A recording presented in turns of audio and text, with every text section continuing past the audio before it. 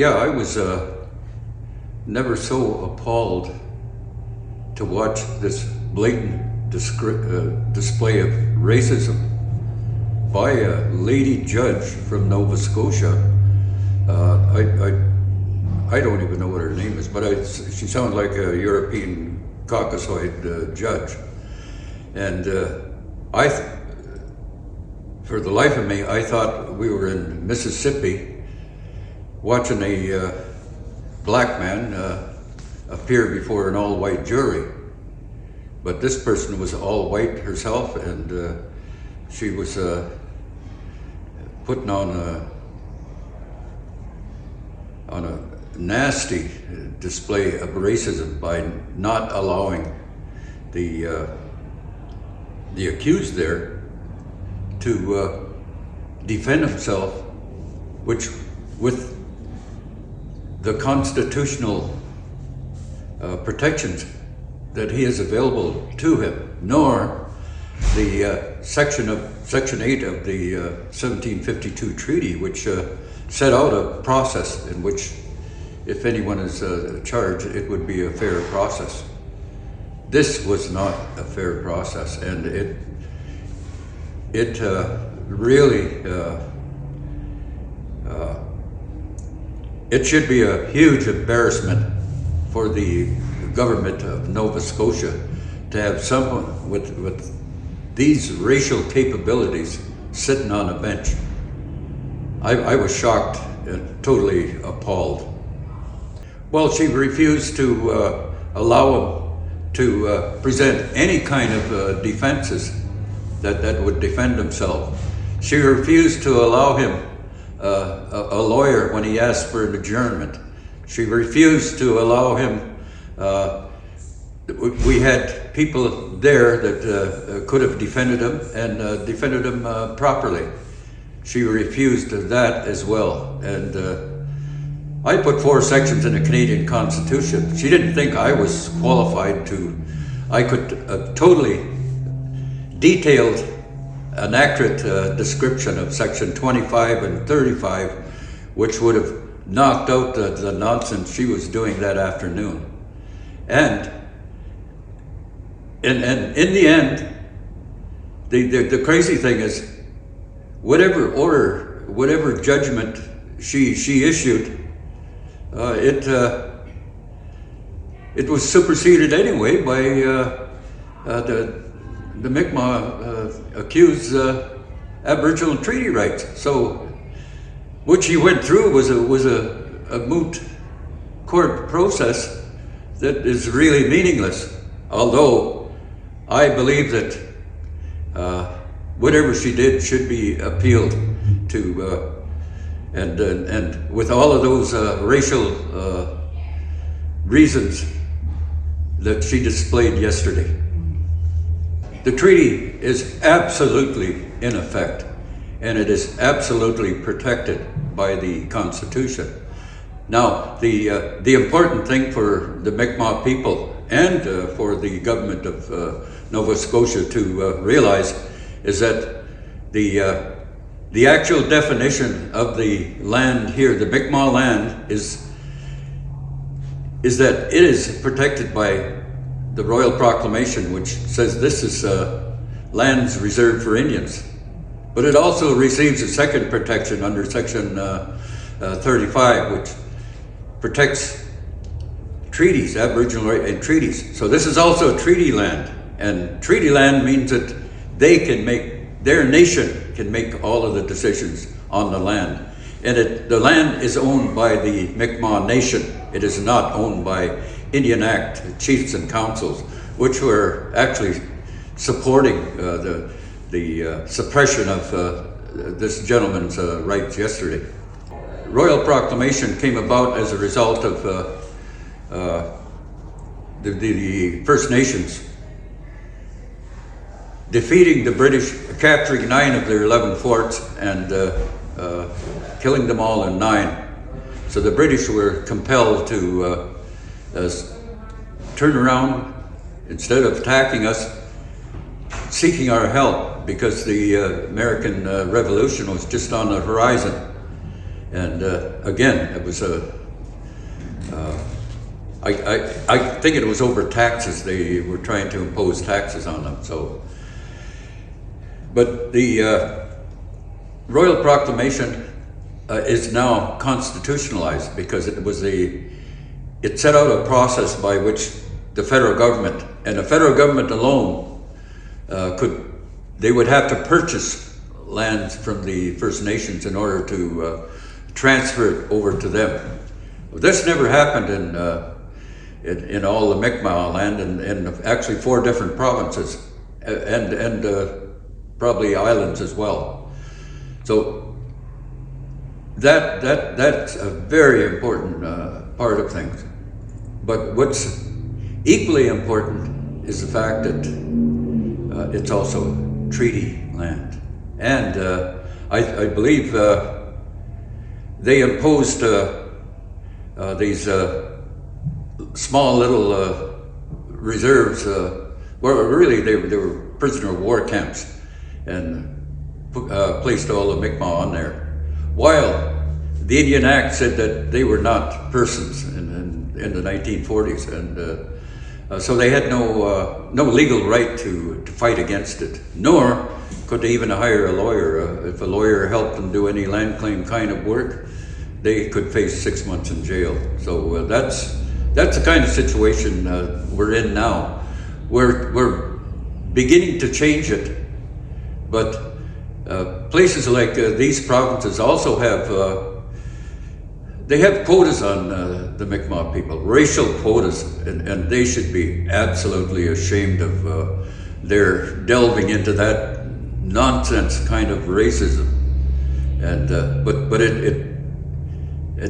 actually they were trying to impose some of that yesterday in the court process, and I had to sit there and listen to this racial nonsense. I'm still shocked, and that judge should be gone. She should never handle another case where Mi'kmaq people are involved. Yeah, and that's a problem here because there's a couple of things wrong. One is that the band councils hire a lot of these lawyers, so they have a conflict of interest if they try to represent an individual. And the second problem they would have anyway is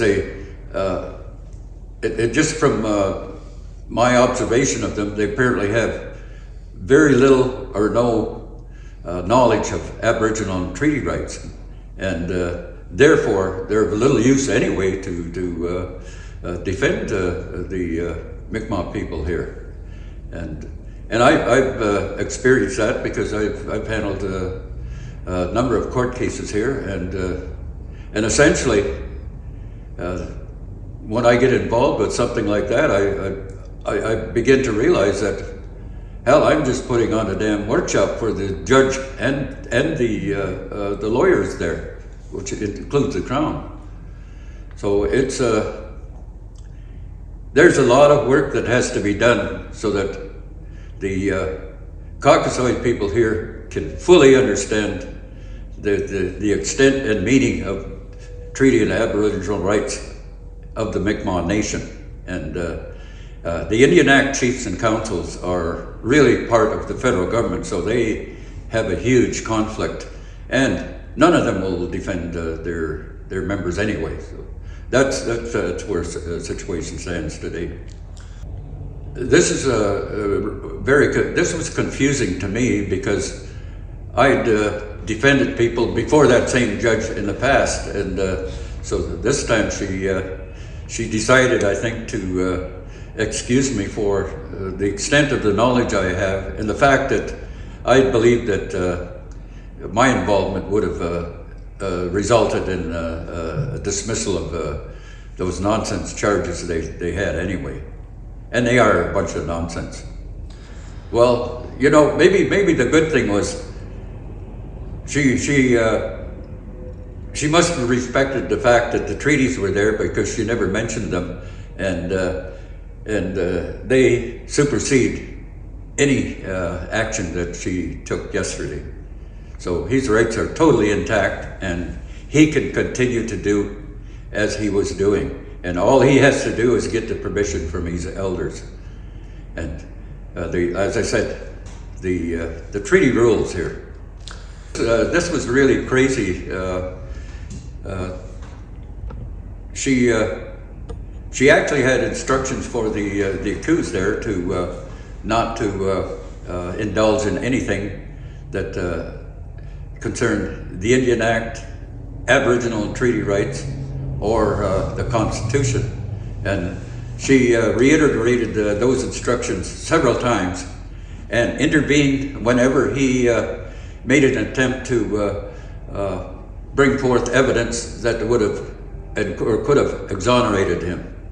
And then I could have helped on this, and I could have made the whole situation much clearer. I realized that the judge knew very little or nothing about the Indian Act, since they had invoked Section 30, which was really a section that actually came about in the early 1850s, which kept the white people off of Indian land. It was never intended to use against Indians, and you can't anyway, because if you look at the Indian Act, the interpretation of the land is that it's all held in common by everyone. So that person owns the land and not chief and council. Chief and council, if they have any role, it's a fiduciary one, which they acquire from their boss, the federal government, and also they have they manage government programs, which are ghetto-style programs, and but essentially that's their role, and but they don't help any of the accused or anyone that's charged for hunting and fishing. The whole thing could have been resolved by them having a look at Section 88 as closely as they looked at Section 30 of the Indian Act. And Section 30 is a trespass section. Section 88 says the subject to the terms of any treaty. So the treaty comes in here under the Indian Act. All laws of general application are subservient to the terms of the treaty. So this would have thrown out her whole court case anyway, but again, she refused to look at it.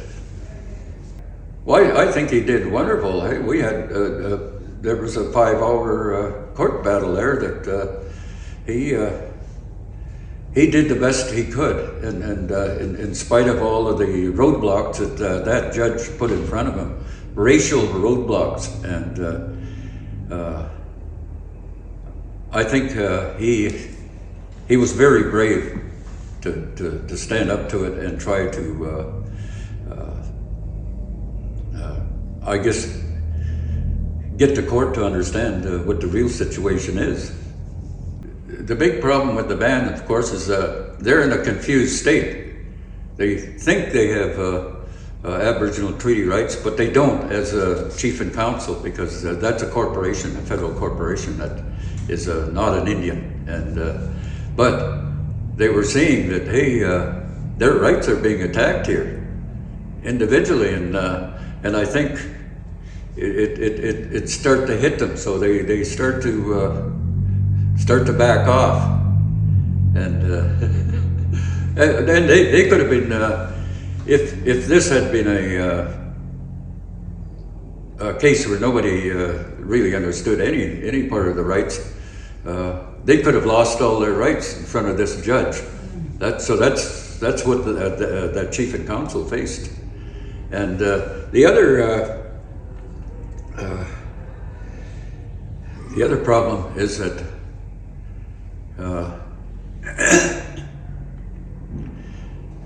chief and council have no right to make any kind of bylaws. That area of Section 81, that some of them have 10 or 15 bylaws which can't be enforced by anyone, because the federal government won't approve those bylaws, and they can't approve them because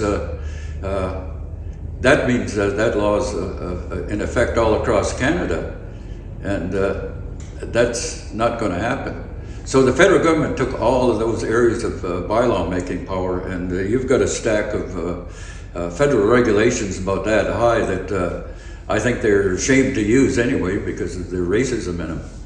And of course, the racism of the Indian Act. And this is something that all MPs of Canada are complicit racists because they have done nothing to clean the Indian Act of racism. And that's all they have to do. Take the racism out of it, and we can start to fix this country. The treaty rules absolutely here. The treaty and Aboriginal treaty rights, section 25 and 35. And now the problem is how do we change a racist state into one that discards their racism? That's what the problem we're in right now. And hopefully we don't have to do it all through the courts. Ideally, what we have to do is we have to bring the feds in because they are the big brothers of the province. The province doesn't have the ability to discuss constitutional issues or issues that have to be discussed between states, which is the Mi'kmaq Nation and the federal government. The provinces will have to sit back and listen to what's resolved. But what's really important that's coming up is that the definition of your property means that you also own, the Mi'kmaq people also own all of the resources of the provinces here in which their treaty their treaty is boss. And so these governments are going to have to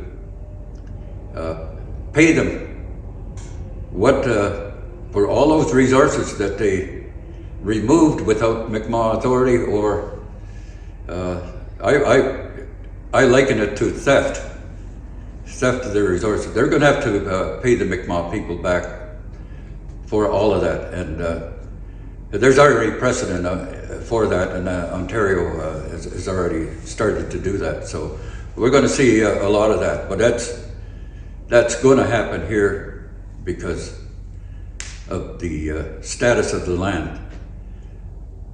The absolute title belongs to the Mi'kmaq people, and they've stacked, I think, provinces stacked their crown lands on it. And then you've even got these little reserves that have been stacked. Indian Affairs has stacked tiny little reserves on it, but no land was ever surrendered, so I don't know what the legal status of that is even at this point.